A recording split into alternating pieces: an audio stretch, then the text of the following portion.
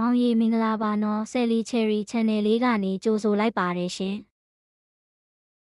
အချစ်စိတ်ကူးရင်ဇလန်းလေးတစ်ပုဒ်ကိုတွေးမိလို့ review လေးအနေနဲ့ပြန်လည်ဖတ်ပြလိုက်ပါတယ်နားဆင်ခံစားကြည့်ပါအောင်ရှင်နေကရွာလေးတစ်ခုမှာဖြစ်ပျက်ခဲ့တဲ့ဇလန်းဖြစ်ရလေးပါမောင်ကောင်လေးနာမည်ကကြော်ကြီးတဲ့ကြော်ကြီးကအသားရည်ကအနှဲငယ်ညိုတယ်ရုပ်ကတော့မချောဘူးဒါပေမဲ့လူကတော့ဗလာကတောင်းတယ်ပြောရရင်မောင်ရဲကြော်ကြီးကတောင်းဖြောင်ဖြောင်နဲ့ဟောလိဝုဒ်ကမင်းသားလိုကိုလုံးကိုပေါင်းနဲ့မိုက်တယ်ပေါ့မိန်းကလေးတွေအကြိုက်စစ်ပတ်တွေရှိတယ်ပြောရင်းနဲ့တဲတောင်ရင်ခုန်လာပြီးကြော်ကြီးကိုဒါပေမဲ့ကြော်ကြီးကငွေရေးကြေးရေးတော့တိတ်အဆင်မပြေလှဘူးစင်းရဲတယ်ဆိုပါတော့စိတ်သဘောထားကတော့ကောင်းတယ်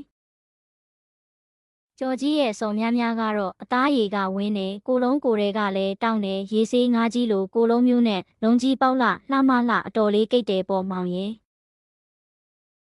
ပြီးတော့ရုပ်ရည်ကလည်းချောတယ်ဟောလိဝုဒ်ကစကာလက်ဂျိုဟန်ဆန်လိုမျိုးရင်ပုံကလည်းနုထွားထွားကြီးနဲ့ကိတ်ပြီးလှတယ်ပြောရင်းနဲ့နို့ကစိုးချင်စရာကြီးမောင်ပဲမျက်လုံးလေးသာမှန်းပြီးမြင်ကြည့်လိုက်တော့မောင်မြင်ခိုင်းတာတော့မှန်းပြီးထုခိုင်းတာဟုတ်ဘူးတီလားဟိုဟာလေးစကာလက်ဂျိုဟန်ဆန်အင်ဂျီအနီနဲ့နို့နှလုံးကပြူးနေတဲ့ဆက်စီပုံလိုပေါ့စိုးချင်စရာမျိုးကြီးတွေလေ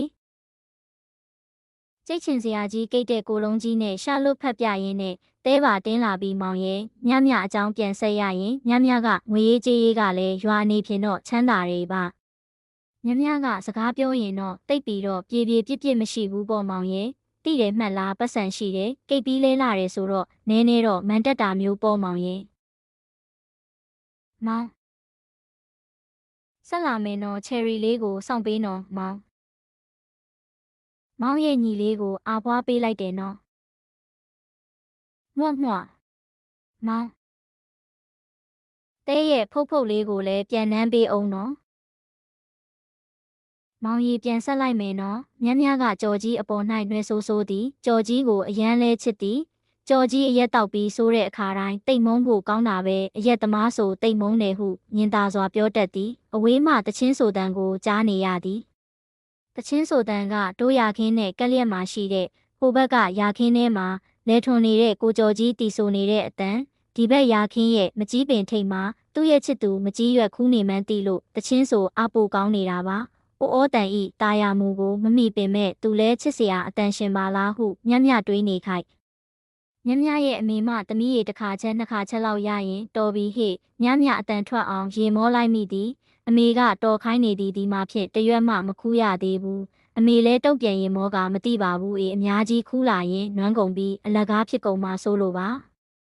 ဒါဖြင့်လဲအမေစူးပုတ်ရက်ကလေးတွေရှာလိုက်အောင်မယ်ဟုပြောဆိုနဲ့ထွက်သွားချိန်တွင်မြလဲကိုင်းဖျားသို့ရောက်လာလေပြီးမြသည်မြင်ရခဲ့သောအပေါ်စီးမှမြင်ကွင်းကိုတမျောတခေါ်ကြီးငေးနေလိုက်မိသည်ဟောဟိုကအဖိုးတို့ရာထမ်းပင်ပေါက်ကလေးတွေရဲ့ဟိုဘက်ကကိုကျော်ကြီးတို့ရာတိမှတ်ချင်းသည်ပင်မပြီးစီးနှင်းကနဲ့ခံစားရခြင်းကတိမှတ်မှုကိုမနာလိုစိတ်ဖြင့်ခြေဖြတ်လိုက်သည်သို့တော်အကြည့်ကိုမြမရုပ်သိမ်းနိုင်3နှစ်3မိုးတွေ့တာခဲ့ရသောချစ်သူကျော်ကြီးမြကိုအကြောင်းပြုပြီးမောင်လေးကိုပါအလိုလိုက်သူတစ်နှစ်တော်တင့်တောင်တင့်နဲ့မင်္ဂလာဆောင်နိုင်တို့နောက်နှစ်တော်ရာသီးနံအောင်မြင်ဖွံ့ဖြိုးနိုးဖြင့်တွေ့တာနှစ်ရှည်ခဲ့ရသူတရွာလုံးတစ်နယ်လုံးသာမကသူနှင့်ကျော်ကြီးအကြောင်းကိုတဆွေလုံးတစ်မျိုးလုံးသိထားပြီးသားအကြောင်းတွေဖြစ်သည်အမေအဝေးကိုရောက်သွားပြီဆိုသောအသည့်ဖြင့်မြကကိုကျော်ကြီးရေကျုပ်ဒီမှာဟုလှမ်းအတန်ပြုရင်းအပင်ပေါ်မှဆင်းလိုက်လေသည်ကျော်ကြီးလည်းမြည်သည့်အရက်မြည်သည့်နေရာမြည်သည့်အချိန်တွင်ခေါ်သည်ဖြစ်စေနှလုံးသားကကြက်မှတ်ထားသောအတန်ချစ်ရတဲ့ချစ်သူမြရဲ့အတန်တခါတည်းလဲထွန်တာတွေကိုခဏရက်ပြီးဟိုဘက်ရာခင်းစီသို့အပြေးအလွှာလာခဲ့လိုက်လေသည်မြမှတော့နေတော်ကျုပ်မှာတော်လာနိုးနဲ့ဆောင်လိုက်ရတာတော်ကတော့ကြာလိုက်တာအမေကဒီဘက်ကိုပြန်မလာတော့ဘူးလို့လည်းပြောသွားတယ်တော့မြမှကျုပ်သိပါတယ်တော့ရှင်အစ်စ်တွေးလို့ကျုပ်ကိုမေ့ချင်ပြီးမဟုတ်လားဟုပြောကမျက်စောင်းထိုးလိုက်သည်မြမှဟောဒီခြုံထဲကငွေစိမ်းမီး6ကိုက်ပြီးတေးပါစေတော့ကြော်ကြီးမှကြော်ကြီးချစ်တာဟောဒီကဘာကြုံမှာမြတယောက်တည်းရှိတယ်ဆိုတာယုံပါကြော်ကြီးဆိုတာအရက်တော့မထားလဲလူရှင်းနေရင်တွက်တီးတွက်တာပြောတတ်သူပါမိမိစကားကိုသဘောကျပြီးဟီးကားနဲ့အတန်ထွက်လာတော့ဘာဟီးလဲတေနာကြီးပါဇက်ကတေနာကြီးဆိုညာလဲမြမျက်နာကပြုံးနေသည်မျက်လုံးကလေးတွေကြည်နေသည်ကြော်ကြီးမျက်နှိုးရသောအပြုံးချစ်ရသောအပြုံးလေးဖြစ်သည်မတွေ့သေးဘူးဟောက်တာကအရင်ကိုဟာ ကြော်ကြီးပြုံးပြုံးကြီးပြောပြီးမြမြအားရင်ခွင်ကျဲကြီးတဲ့ဆွဲသွင်းတစ်ဆက်သေးပင်အုံးကနဲ့ထူရိုက်တံပေါ်လာကမြမြရုံထွက်သည်ရှက်မျက်လုံးကလေးဝေးလိုက်သည်တိတ်ရမ်းကားတာပဲအမြင်ကတ်တဲ့ချစ်တာကိုဟာတေနာကြ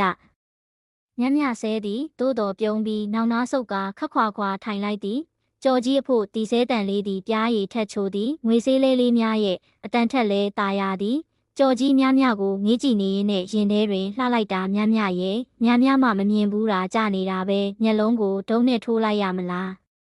ဒီတော့မှကြော်ကြီးအသက်ရှူမိတော့သည်ကြော်ကြီးဘာဖြစ်လို့တနက်ခါလိမ့်လာရတာလဲများများတော့မျက်လုံးတွေကြွကြအောင်လို့တော်ရည်ရေတံလေးများရွှေတိရွက်ပြေး၍သည်နဲ့လွင်မြူးလျက်ကြော်ကြီးရင်ထဲပြေးဝင်လာ၏ငါမျက်စီထဲမှာတော့နင်းတနက်ခါမလိမ့်လဲလှတာပဲဟာရွှွန့်တွေပေနေလဲလှတာပဲတော်ပါပြောကြီးကပြီးတော့နေကင်းကြောင်တောင်ကြီးမှာသူများတွေမြင်သွားရင်မကောင်းဘူးညကြမှတွေ့နေကြအိမ်နောက်ဖေးကမကြီးပင်ကြီးအောင်မှာတွေ့မယ်နော်အေးပါချစ်မိန်းမလေးရဲ့မြမြမှတေနာကြီးတင်စီအောင်မြမြ၏လက်တီးဆုပ်ကလေးသည်ချွေးရွှဲနေသောကြော်ကြီးရဲ့ရင်အုပ်ပေါ်သို့အုံးကားနဲ့ကျသွားတော့သည်ခုံပေနေသောကြော်ကြီး၏လက်တွင်မြမြရောက်သွားသည်တခြားအရာကိုသာမိအောင်မဖမ်းနိုင်ရှိရမည်မြမြကိုဖမ်းရာတွင်ကျင်လေလာသည်အရှိန်ကြောင့်မြမြပါလာလျင်ရင်ခွင်တွင်သို့သွင်းပြီးခေါင်းငုံပြီးဖြစ်တော်သည်တော်ပါတော့ကိုရဲ့ရွာထဲကဇော်ကြီးတို့မြင်သွားမှဖြင့်တာတာထိုးထိုးလေးပါဇက်မောင်းကြီးနင်းခတ်နေပါအောင်မယ်တော့နွားတွေလည်းနေပူနေတော့မယ်ညကြမှတွေ့မယ်နော်ဟုတ်သားပဲညကြမှဆိုတဲ့အတွေးနဲ့မြမြကိုလှုပ်ပြီးရာခင်းဘက်ပြန်သွားလိုက်တော့သည်ကိုညကြရင်အရက်တွေတောက်မလာနဲ့နော်အရက်သမားဆိုမြမြကတိတ်မုန်းတာသိတယ်နော်ကဲမိုးချုပ်ကြဆိုအခုမှညနေဆောင်ပဲရှိသေးတယ်ချစ်ရတဲ့ချစ်သူလေးမြမြကအရက်တွေတောက်မလာပါနဲ့ဆိုမှကြော်ကြီးကိုသတိပေးလိုက်သလိုဖြစ်ပြီးညနေဆောင်ထဲကအရက်တွေတောက်ပြီးရဲဆေးတင်ထားသည်ရွာလေကကိုစော်ကြီးစီကလည်းမိန်းမကိုကင်တွယ်ပုံကင်တွယ်နည်းတွေစနစ်တကျလေးလာထားပြီးသားဖြစ်သည်ညပိုင်းမှာမိမိရဲ့ကောင်မလေးနဲ့တွေ့ပြီးချစ်စခန်းဖွင့်ဖို့စိတ်ကူးရင်ထားရင်ညနေပိုင်းမှာမဖြစ်မနေအာသာဖြေတာကိုတခါတော့တိုက်သွားဆိုလို့မတွေ့ခင်ပြောင်းဖူးခင်းထဲမှာတစ်ခေါက်တော့အာသာဖြေတိုက်ထားဖြစ်ခဲ့သည်ညနေပိုင်းမှာအာသာဖြေတစ်ခါတိုက်ထားရင်ညပိုင်းချစ်စခန်းဖွင့်လို့ရှိရင်အချိန်ကြာကြာခရီးဆက်နိုင်ပြီးကောင်မလေးဆွဲသွားရောဆိုလိုပါချစ်စခန်းဖွင့်တဲ့အခါမှာလဲနွားတိုးကျိုးပြက်ကြီးအတင်းစွတ်မလုံးမိဖို့ကိုတေချာလေးမှတ်မိသည်အေးအေးဆေးဆေးချစ်ဖို့ဆိုနှုတ်ဖို့နှက်ဖို့ကလေးတင်ငန်းစာပြည်စုံပြီးသားဆိုတော့ရင်ခုန်ပြီးစိတ်လှုပ်ရနေမိသည်အချိန်ကလည်းညနေဆောင်ယုံပဲရှိသေးသည်မိုးကလည်းမချုပ်နိုင်သေးမိုးမြ мян ချုပ်ပါတော့ဟုဆူတောင်းနေမိသည်မိုးချုပ်ခါစမှောင်ရီပြိုးစအချိန်ကြော်ကြီးမှဖြင့်စိတ်တွေလှုပ်ရှားစိတ်တွေစောပြီးပစိုးတကွင်းအပိုယူလက်နှိပ်ဓမီတစ်ခုဖြင့်မြန်းမြန်းနဲ့ချိန်ထားတဲ့မကြီးပင်အောက်ကိုကြိုရောက်နေပါပြီစိတ်ထဲကလည်းအစင်တင့်ပဲဟေ့ဟုဆိုပြီးတချင်းတွေအော်ဆိုနေမိတယ်စိတ်လှုပ်ရှားနေမိတယ်ထိုစိတ်ရုတ်တရက်ကိုကြော်ကြီးကျုပ်ကလေးဘက်မှာတော့ဟုမြန်းမြခေါ်တန်လေးကိုကြားလိုက်ရသည်အင်းဒီဘက်နားကိုလာခဲ့လေမြန်းမြအဲ့ဒီဘက်ကတကိုင်းချောက်တွေစူးတွေနဲ့မြန်းမြလဲကြော်ကြီးအနားရောက်ရောအစင်တင့်ခင်းထားတဲ့ပစိုးကွင်းပေါ်ဖက်ပြီးလှဲချကချစ်တယ်မြန်းမြရေဟုပြောပြီးအတင်းကိုဖက်လိုက်တယ်ပြီးတော့နန်းလဲနန်းတယ်မြမြမှာမလူးတာမလွန်းတာဖြစ်ပြီးကဲလိုက်တာကိုရဲ့ကျုပ်ကဘယ်ကိုမှထွက်မပြေးပါဘူးတော့အမေမနိုးခင်ဆိုတာနဲ့ကြော်ကြီးလဲညနေကကိုစော်ကြီးပေးထားတဲ့သင်ငန်းစာမှာပါတဲ့အဆင့်များကိုကြော်လွန်ပြီးအဆင့်သိမ့်ကားပေးထားတဲ့မြမြရဲ့ပေါင်ကြားကိုဒူးတုတ်ထိုင်ကမြမြရဲ့ဖုတ်ဖုတ်ချင်းချင်းလေးတွေကိုဖြည်းဖြည်းချင်းတဆင့်ပြီးတဆင့်သူဤနှပြောသည်ကြီးအားတဖြည်းဖြည်းချင်းမြင်းပြီးထိုးထဲကသွင်းချီထုတ်ချီလှုပ်လိုက်ခဏနာလိုက်နဲ့အထွတ်ထိပ်သို့ရောက်သောအခါနှစ်ယောက်စလုံးအားကျိုးမှန်တက်အောက်ကသူကကောလိုက်အပေါ်ကသူကဆောင်းလိုက်စီးမှန်ဝါမှန်နဲ့လှုပ်လိုက်ကြတာ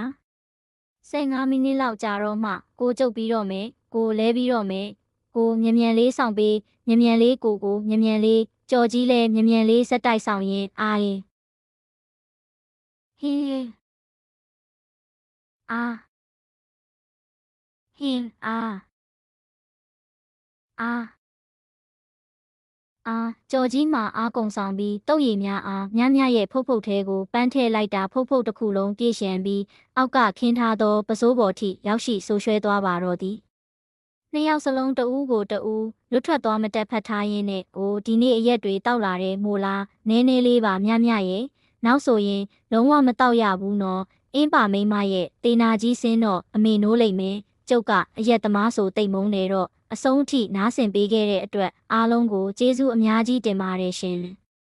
အချိန်လေးရရင်ကျမရဲ့ Sally Cherry Channel လေးကို Like, Subscribe ရှယ်လေးနဲ့လည်းကူညီပေးသွားပါအောင်နော်အားလုံးပဲကောင်းသောနေ့လေးပိုင်ဆိုင်ပါစေရှင်မောင်ဆက်လာမယ်နော်ချယ်ရီလေးကိုစောင့်ပေးနော်မောင်မောင်ရဲ့ညီလေးကိုအားပွားပေးလိုက်တယ်နော်မွတ်မောင်တဲရဲ့ဖုတ်ဖုတ်လေးကိုလည်းပြန်နှမ်းပေးအောင်နော်